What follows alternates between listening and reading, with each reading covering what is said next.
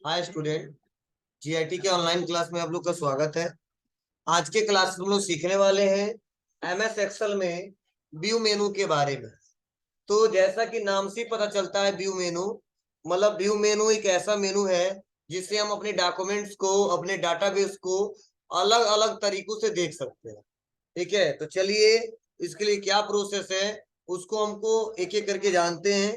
तो बहुत simple process है। चलिए हम लोग एक डाटा लेते हैं, डाटा से हम लोग एक एक करके इसको सीखते हैं। तो डाटा में जितना आप डाटा बनाया हो कोई डाटा ओपन कर लेना। तो मैं स्टूडेंट लिस्ट बनाया उसी से समझाऊंगा।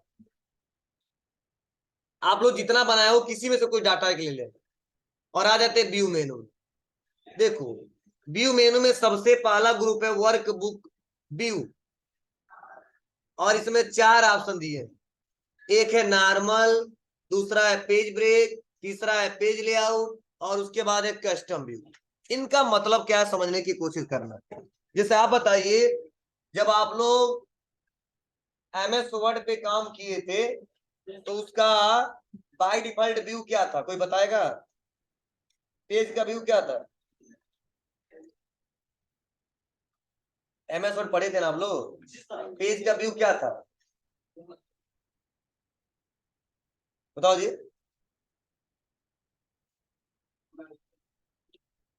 हाँ, भुला जाएगा सर,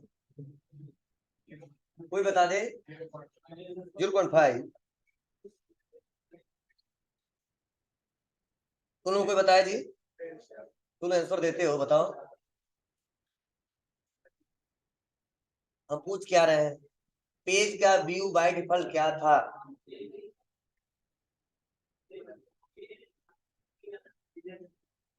प्रिंट लेआउट था। ठीक है, एमएस वर्ड का बाय डिफॉल्ट जो पेज का व्यू था वो प्रिंट लेआउट था। तो वैसे ही जब एमएस एक्सेल में हम लोग प्रिंट लेआउट, यहाँ पे ऑप्शन नहीं दिया है, क्या दिया है? नॉर्मल दिया है। तो ऐसा क्वेश्चन पूछा जा सकता है कि एमएस एक्सेल में बाय डिफॉल्ट सीट का व्यू क्या होता है? Print layout, normal, custom view और भी ऑप्शन आ सकते हैं। तो आपको जवाब देना होगा नॉर्मल। वहीं पे एमएस वर्ड पूछा जाए तो बताएंगे प्रिंट लेआउट। यह क्वेश्चन बार बार आता है। अब रहा सवाल सर प्रिंट आउट का मतलब क्या होता है, नॉर्मल का मतलब क्या होता है? मतलब जब भी हम पेज ओपन करते हैं और जितना हम डॉक्यूमेंट्स क्रिएट करते हैं वो बाय डिफॉल्ट हमारा एमएस वर्ड में प्रिंट लेआउट में दिखता है और वो प्रिंट करते समय आसानी तरीके से प्रिंट हो जाता है। ठीक है, नॉर्मल व्यू का मतलब, क्योंकि हमारा जो एक्सेल सीट है बहुत सारे पेजों से मिलकर बना है। ठीक है, तो जो भी हम डाटा बनाते हैं वो नॉर्मल पेज पे ही बनाते हैं, सीट पे ही बनाते हैं। लेकिन ये डाटा कोई जरूरी नहीं कि एक ही सीट पे प्रिंट होगा, एक ही पेज पे प्रिंट होगा, क्योंकि ये बहुत सारे पेजों से बनाया गया सीट। तो बाय डिफॉल्ट जो होता है, जो हमारा व्यू, वो नॉर्मल होता है कि जो डाटा बनाते हैं वो नॉर्मल पोजीशन में देख लेते हैं। लेकिन जब प्रिंट करते हैं तो इतना प्रिंट होता नहीं। हमने पढ़ाया था पेज लेआउट, क्योंकि एक पेज में जितना रहेगा वही प्रिंट होगा, उसके बाद वाला हमको पेज लेआउट से जाके और पेज लेआउट से लाके सेटिंग करना पड़ेगा, तभी वो प्रिंट होता है। ठीक है, तो ऐसा क्वेश्चन बार बार पूछा जाएगा तो आपको जवाब देना होगा कि नॉर्मल व्यू होता है। किसका? एक्सेल का। अब हम यहाँ पे आते हैं पेज ब्रेक। पेज ब्रेक का मतलब यह है कि आपने जो डाटा बनाया है केवल हम वही डाटा शो करना चाहते हैं, उसके बाद वाला जो सेल दिख रहा है उसको हम हटा देना चाहते हैं और इस डाटा को ब्रेक करके एक बार में शो करके देखना चाहते हैं, चाहे डाटा कितना हो। तो उसके लिए हम इस्तेमाल करते हैं पेज ब्रेक प्रीव्यू। मतलब पेज को ब्रेक कर देगा और जितना डाटा बनाया उसका प्रीव्यू दिखाएगा। जैसे क्लिक,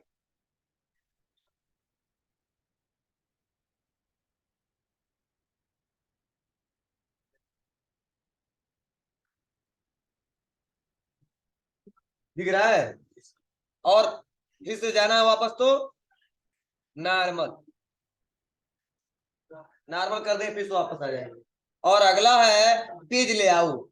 हाँ, पेज लेआउट में जितना डाटा दिखता है एक पेज में उतना ही डाटा प्रिंट होता है। तो जैसे हम पेज लेआउट पे क्लिक करेंगे तो बताएगा कितना हिस्सा किस पेज पे है। देखो, यही पहले पेज पे है, इसके बाद वाले दूसरे पे है। दिख रहा है ना, अलग कर दिया है यहाँ पे। ठीक है, यह डाटा पहले प्रिंट होगा कहाँ तक? पैड तक, देख लो।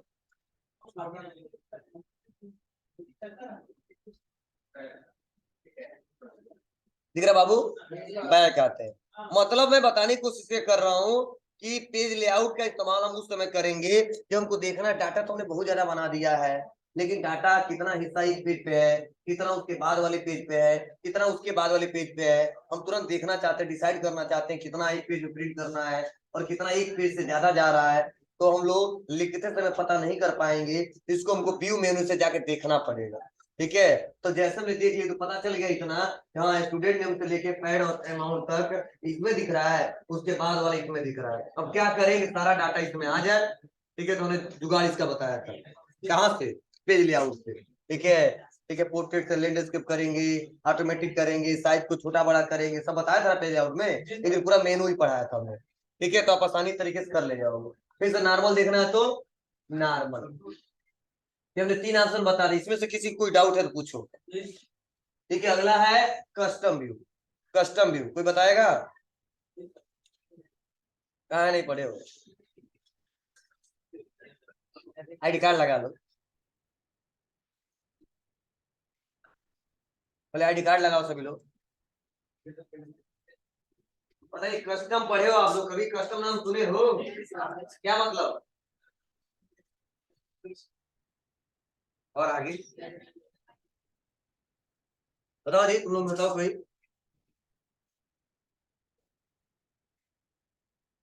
नहीं पढ़ाई करते हो तुम लोग यार, सर जी इतना पढ़ा दिए बस पढ़ लिए।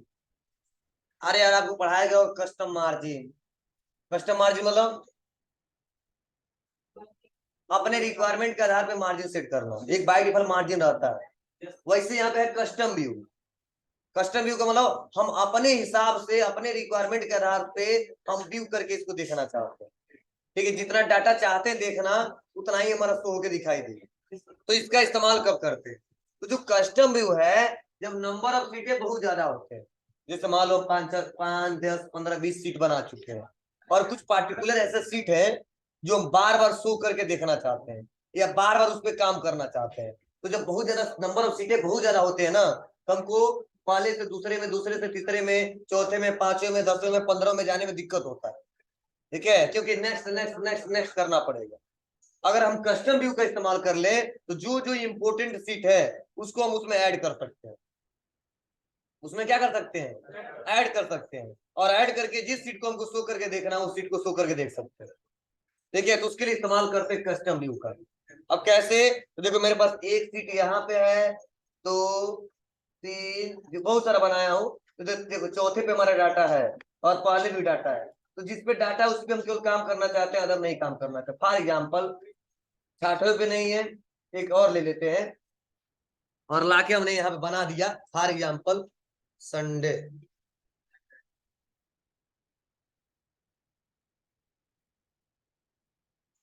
आ जाएगा ना, संडे मंडे ट्यूसडे। ठीक है, अब यहाँ बना लिया। अब मान लो हमको पहले सीट पे काम करना और 7वें पे काम करना, बार बार काम करना होता है, तो इसे बार बार जाना पड़ता है, तो जब बहुत ज्यादा सीट होती है तो दिक्कत होती है। तो हम क्या कर लेंगे, वहां पे जिस सीट को ऐड करना हो तो हम बस क्लिक करके और कस्टम व्यू और सीट का नाम दे देंगे, हम पहले से दिए थे ऐड, और क्या सीट 1, तो यस 1 कर दिया, ओके। फिर से 7, कहीं क्लिक कर दो, custom add yes 7, seat 7, okay. अब देखो बहुत सारा सीट ला दो,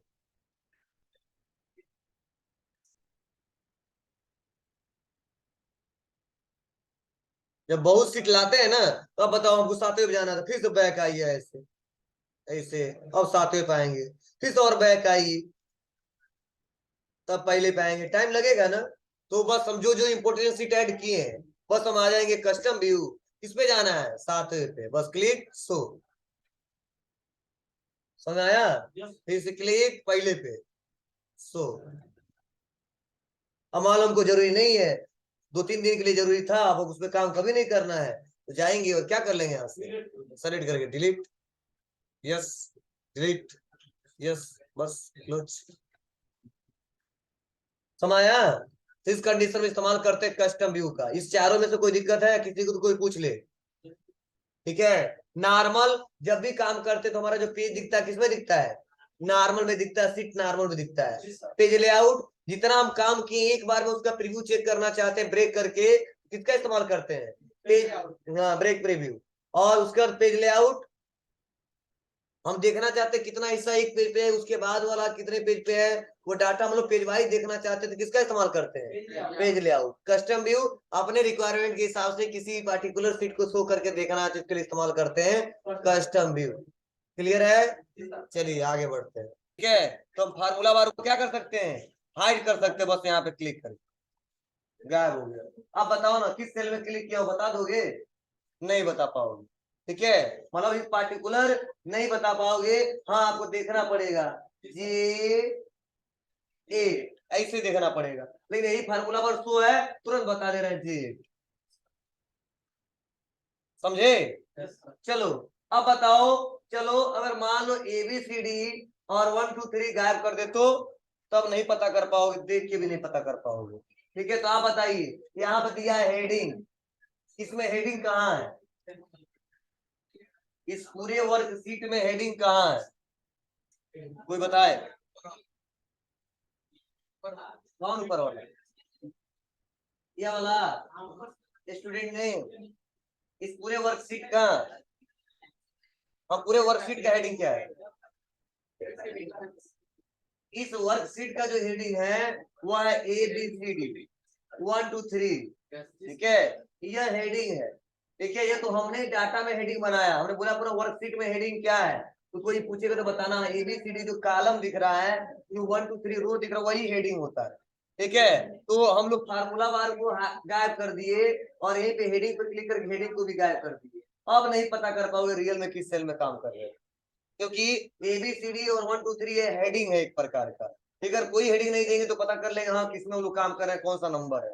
ठीक है, तो ऐसा क्वेश्चन पेपर पूछ देंगे इसमें हेडिंग कौन सा है, तो 1 2 3 ए बी सी डी जो वही हेडिंग है हमारा।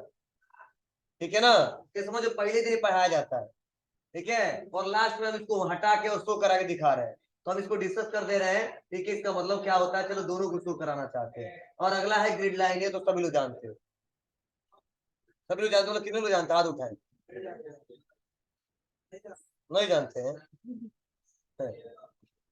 हम हम समझे सभी लोग जानते होंगे। चलो बताओ बाबू।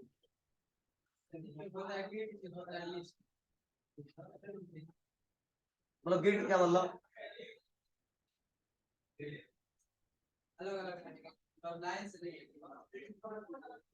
चलो बैठ जाओ। देखिए, ग्रिड लाइन का मतलब यह है कि जो हमारा यहाँ सेल दिख रहा है, छोटे छोटे सेल दिख रहा है यहाँ पे, ये सेल, यही ग्रिड लाइन डिजाइनिंग किया गया, जिससे पता चला ये अलग सेल और ये अलग सेल है, ये अलग सेल है। ठीक है, तो अगर हम इसको हटा दें, देखो हम इस सीट पे आ रहे हैं दूसरे वाले की, ये लाइनिंग इससे पता चला अलग अलग है। अगर हम इसको हटा दें तो हमको पता नहीं चलेगा कि ये लोग पेज पे काम कर रहे हैं, किस पे काम कर रहे हैं। ठीक है, एक ग्रिड लाइन का डिजाइनिंग किया जाता है। ठीक है, अगर मान लो इसको भी गायब कर दे, अब इसको भी गायब कर दे, तब आप लोग नहीं जान पाओगे हाँ रियल में एक्सेल पे काम कर रहे हो। ठीक है, मतलब ग्रिड लाइन क्या करता है, ये सेल को बताता है हाँ किस सेल में काम कर रहे हो, और अलग अलग सेल को करके दिखाता है, लेकिन यह प्रिंट आउट में आता नहीं है। इसीलिए हमको क्या करना होता है, सेलेक्ट करके होम पे जाके और ऑल बॉर्डर लगाना होता है।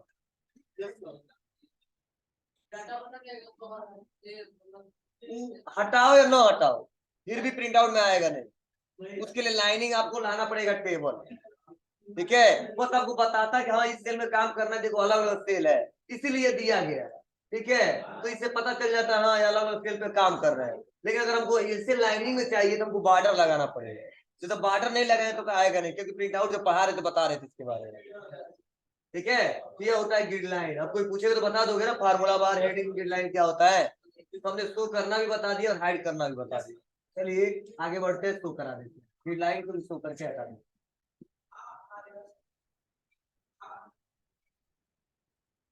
अरे यार इतना बना तो लगता है कि, उसके बाद से जूम, जूम मिनिमम जूम कितना किया सकता है, बोलिए। मैं और मैक्सिमम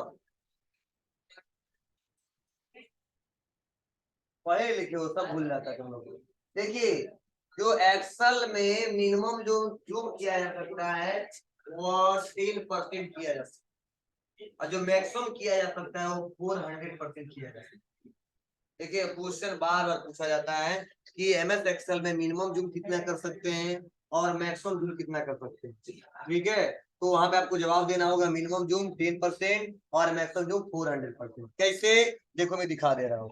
यहाँ पे जूम तो यहाँ से भी कर सकते हो और जूम नीचे से भी कर सकते हो, ठीक है। तो मैं चलो यहाँ पे क्लिक करता हूँ और क्लिक करने वाले को यहाँ पे दिया है जूम 200 100, ठीक है, ऐसे कर लो। और कस्टम, तो देखो मैं 400 से ज्यादा लिखूंगा तो नहीं लेने, आ जाओ बाबू 500, ओके। मैसेज आ गया ना, नंबर 1 लिख लेना इसको।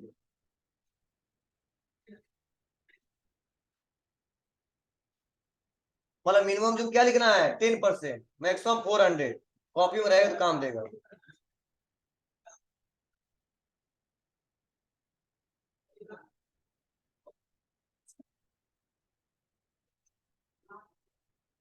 लिखना है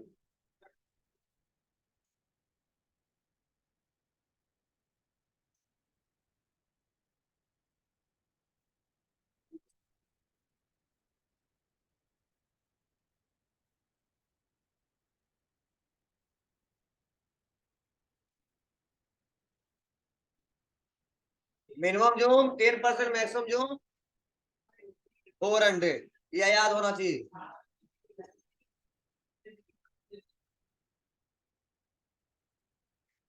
चलिए आगे बढ़ते हैं। तो ये जूम आप लोग जरूर, जब जरूरत पड़ेगा आप अपने हिसाब से जूम कर लोगे ना। नहीं लिखे हैं, अरे लिख लो अपने भाषा में।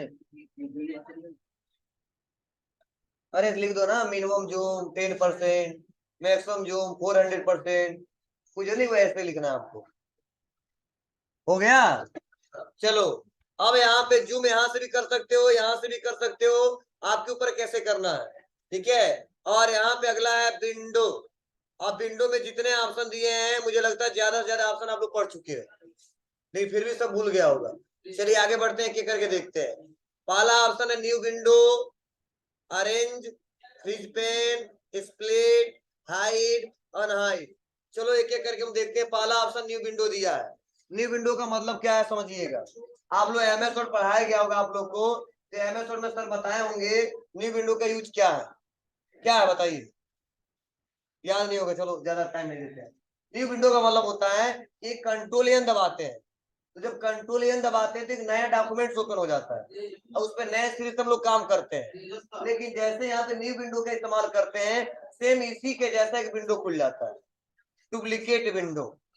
और अगर पहले पे काम करते हैं तो दूसरे पे भी काम होता है, ठीक है, दूसरे पे काम करते हैं तो पहले पे भी काम होता है। मतलब समझ जाओ, दोनों न्यू विंडो दोनों आपस में लिंक होते हैं। अब कहो सर इसका प्रयोग क्यों करते हैं, क्या रीजन है, क्यों ऑप्शन दिया है। हम सोच रहे एक साथ मल्टीपल विंडो खोल दें और एक पे काम करें, सबके एक साथ काम हो, ठीक है, तो उसके लिए हम इसका इस्तेमाल करते हैं न्यू विंडो।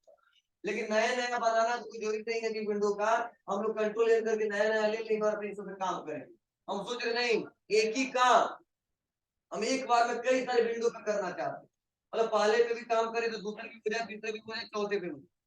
और एक बार फॉर्मेटिंग करें तो सब पे फॉर्मेटिंग हो जाए और सेव करते जाए तो अलग अलग नामों से हम लोग सेव कर दो।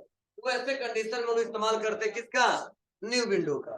ठीक है, ऐसा कभी कभी आ जाता है कि सेम बनाना है कई सारा फाइल, ठीक है, अलग अलग नाम से सेव करना है, तो वहां पे इसका प्रयोग करते हैं। देखो इसमें कोई खुला हुआ है क्या, एक विंडो खुला हुआ है, ठीक है, लेकिन मैं एक से ज्यादा खोलना चाहता हूँ। तो देखो जब कंट्रोल एन कर रहा हूँ तो देखो नया खुल जाएगा, इसमें कुछ नहीं लिखा रहेगा, दिख रहा है आपको। लेकिन यहीं पे हम आ जाते हैं टास्क बार में और इसी पे अब न्यू विंडो क्लिक करते हैं, न्यू विंडो, सेम इसी के जैसा विंडो खुल जाएगा। अब कहो सर कैसे पता चलेगा, रियल में ऐसा ही खुला है। तो आ जाओ यहीं पे, आ जाओ व्यू पे और कर दो अरेंज आल। अब अरेंज आल जैसे क्लिक किया तो चार ऑप्शन दिया है, टाइल, हॉरिजॉन्टल, वर्टिकल, कैस्केड। चलो टाइल कर देते तो दोनों पास में दिखेगा खड़ा ऐसे।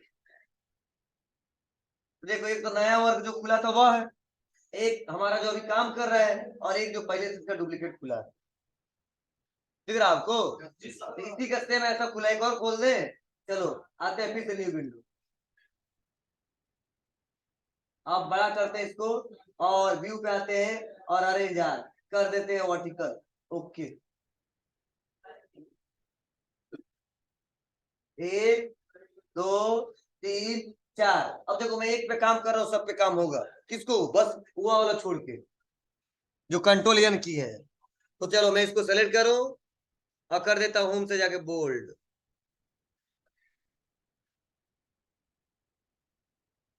हुआ। चलो हम यहाँ पे सेलेक्ट करते हैं और अब कलर यहाँ से फोन में जाके कलर इसका भी रेड कर देते हैं। समझ में आ रहा है ना?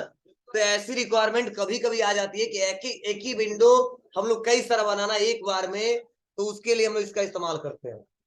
ठीक है, तो यह विंडो ऑप्शन है, क्वेश्चन पूछा जाए तो बता सकते हो। क्वेश्चन की दृष्टि से ज्यादा दिया है। ठीक है, कि क्वेश्चन पूछे और लड़के परेशान हो। कंट्रोल एन का मतलब क्या है, कंट्रोल और न्यू विंडो का मतलब क्या है, लोग समझ नहीं पाते हैं और इसीलिए जवाब नहीं दे पाते हैं। तो चलो न्यू विंडो बता दिया, अरेंज आल बता दिया। अरेंज मतलब जितना नया विंडो खुला रहेगा एक बार अरेंज करके देख सकते हो। ठीक है, अब कैसे देखना है आपकी मर्जी है। हॉरिजॉन्टल कर देंगे तो इसे पट में दिखेगा। ठीक है, तो वर्टिकल सबसे बेटर तरीका रहता है। हाँ, यह इंपोर्टेंट ऑप्शन है फ्रीज पे, बहुत इंपोर्टेंट है और इससे क्वेश्चन भी आता है और काम करते इस वक्त इसका प्रयोग भी करते हैं। क्या करते हैं समझना। जैसे आप बताओ, लगभग हमने 20 लगभग हमने 20 लोगों का डाटा बनाया है। तो मैं सोच रहा हूं कि और कुछ डाटा बना दूं, थोड़ा बना ही लेता हूँ इसी पे। और आपके पास मान लो पहले से डाटा बना है।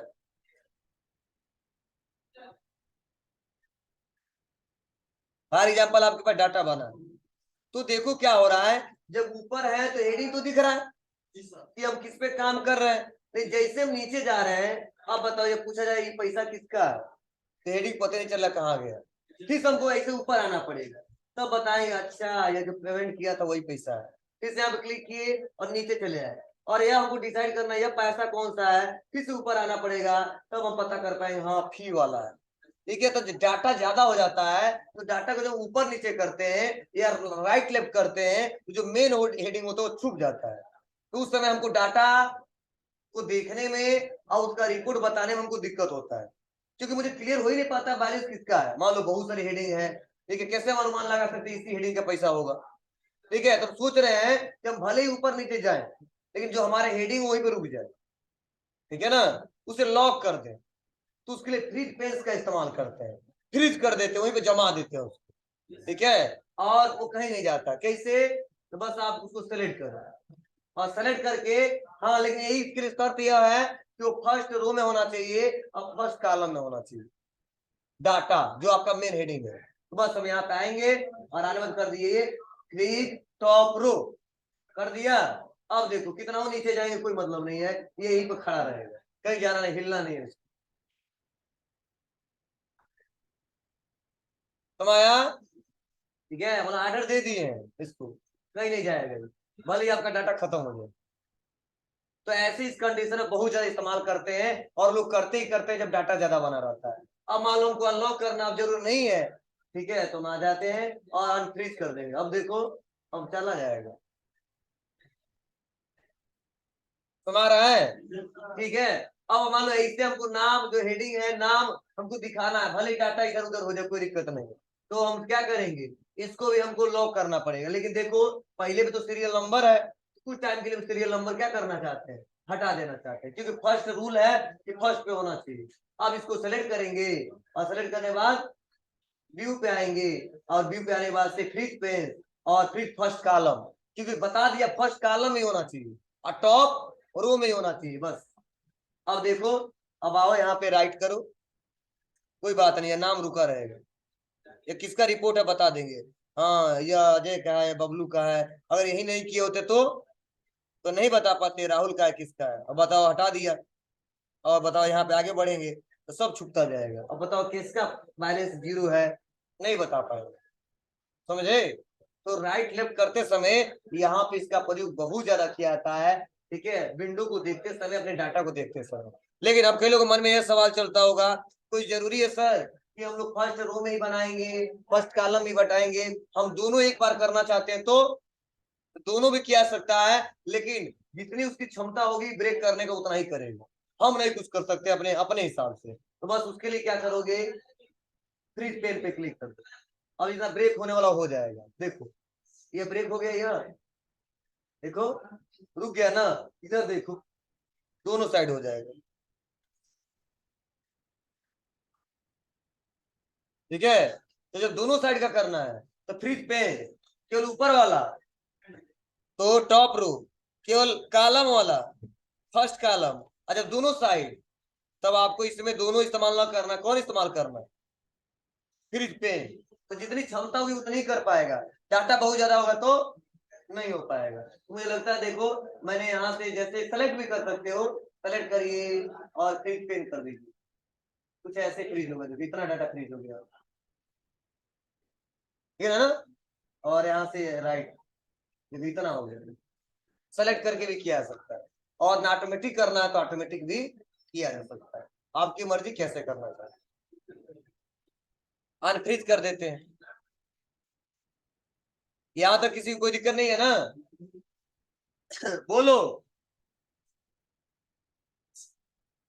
क्या यूजर समझ में आया ना। चलो अगला ऑप्शन आया हुआ है स्प्लिट, बोलो पढ़े हो आप लोग, ये भी पढ़े, मुझे लगता है जितना पढ़ा उसका पढ़ेगी। ये फ्रीज पेज को छोड़, ये भी आपको याद नहीं है, स्प्लिट पढ़े हो, और अभी किसमें पढ़े हो, व्यू टैब में पढ़े, किसमें है मैं छोड़, इतना पढ़ा रहा हूँ ना, सब व्यू टैब में पढ़े हो, लेकिन बहुत जल्दी भूल,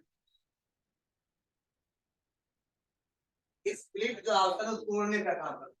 जैसे आपको पढ़ाए होंगे सर कि जैसे पेज हमारा मान लो एक है, उस पेज को हम थोड़ा सा दो पार्ट में तोड़ देना चाहते हैं, और उसी को पास से ही हम डाटा को देखना चाहते हैं, बार बार नीचे नहीं जाना चाहते हैं, उस कंडीशन में स्प्लिट करते थे, स्प्लिट विंडो ऑप्शन था उसमें, ठीक है। और यहाँ पे केवल स्प्लिट है। तो वैसे ही हम इस सीट बहुत बड़ा है और हम थोड़ा सा इसका पार्टीशन करना चाहते हैं, और वहीं से एक एक करके डाटा को देखना चाहते हैं, मतलब इसका एक दो विंडो और बनाना चाहते हैं, तो उसके लिए किसका इस्तेमाल करते हैं, स्प्लिट। देखो दो हिस्सों में टूट गया, अब चाहेंगे तो मैं यहीं से पूरा डाटा देख सकते हैं अपना, ये अलग है, मतलब डाटा तो सब दिखाएगा, इसमें भी सब डाटा दिखाएगा। तो ऐसे वो स्प्लिट का इस्तेमाल करता है। कम करना चाहते हैं तो यहाँ पे कर सकते हैं, और बढ़ाना चाहते हैं यहाँ पे बढ़ा सकते हैं। देखो विंडो में कम, यहाँ पे कम ज्यादा कर सकते हैं, मतलब कई सारे उसी विंडो को कई सारे पार्टीशन में तोड़ सकते हैं, ठीक है। और हटाना है तो अनचेक कर देंगे। और हाइड, तो हमने कॉलम को हाइड करना सिखाया है, रो को हाइड करना सिखाया है, लेकिन आज जो सीखने वाले हैं सीट को हाइड करना, मतलब पूरे सीट को हाइड कर सकते हैं एक बार में। कैसे, देखो जो डाटा बना एक बार में हाइड करना चाहते हैं, बस हाइड हो गया, ठीक है। फिर से शो करना है तो बोलिए, शो करना हो तो फिर से अनहाइड करना पड़ेगा, ओके, तब डाटा उसको होगा। मतलब जिस पार्टिकुलर सीट के डाटा को हाइड करना है, आप हाइड पे क्लिक करके हाइड कर सकते हो, सब हाइड कर दे रहे, देखो कितना है, ये भी हाइड कर दिए। अब बताओ कितना विंडो हाइड हो गया, दो, तीन। अब व्यू पे आएंगे, देखो अनहाइड का ऑप्शन है, तो देखो तीनों आ गया। अब किसको देखना है, इस वाले को देखना है, तीसरे वाले को, ओके। अब इसके बाद किसको देखना है, हाँ ऐसे हम अपने पार्टिकुलर किसी विंडो को सीट के हाइड हाइड किया जा सकता है, क्लियर है।